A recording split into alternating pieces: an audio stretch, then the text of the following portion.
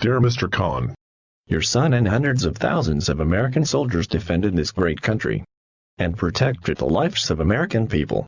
in this respect Mr. Donald Trump stands with your son, shoulder to shoulder, hand to hand, heart to heart, in his fight for America, protecting freedom and fighting oppression. Mr. Khan, you have asked what sacrifices did Mr. Donald Trump has made. Your son risked his life for this country and ultimately gave his life for defending this great country. But please do not belittle Mr. Donald Trump's patriotism, courage and character. Mr. Donald Trump have chosen to risk his wealth, his business and his reputation. He put his life at risk by running for presidency. More importantly, he risks the lives of his own family. Mr. Donald Trump did not have to run for presidency. He could have stayed in his tower well protected by his wealth and family. So Mr. Khan, do not belittle Mr. Donald Trump's contribution to this country. Mr. Donald Trump built and developed this country, and in the process, created thousands of jobs and wealth. Mr. Khan, you asked if Mr. Donald Trump has read the Constitution. For new immigrants, the words of the Constitution are eye-openers. The American idea of liberty and freedom of expression is unparalleled to any other country in the world.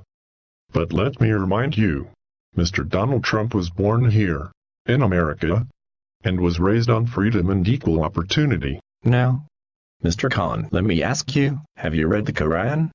Of course you did. So I am sure you are familiar with words like jihad, killing the non-believers, honor killings of family member, and slaughtering hypocrite Muslims. You're probably well aware of the crimes committed against humanity performed in the name of Islam, executing men and enslaving women and children.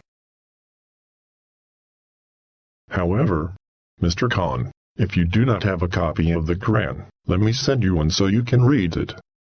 And remind yourself what is the basis of radical Islam. Again, Mr. Khan, let me remind you that words like liberty do not exist in Muslim countries. The ideology is to kill the other. Iran wants to destroy America and wipe Israel altogether. Let me show you how liberal Europe is rewarded.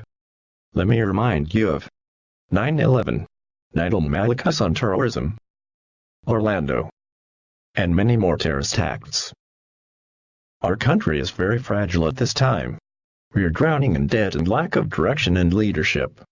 It is time to regroup, to restore this country, and to save the only democracy that could save the world. So let's make America great again. Thank you.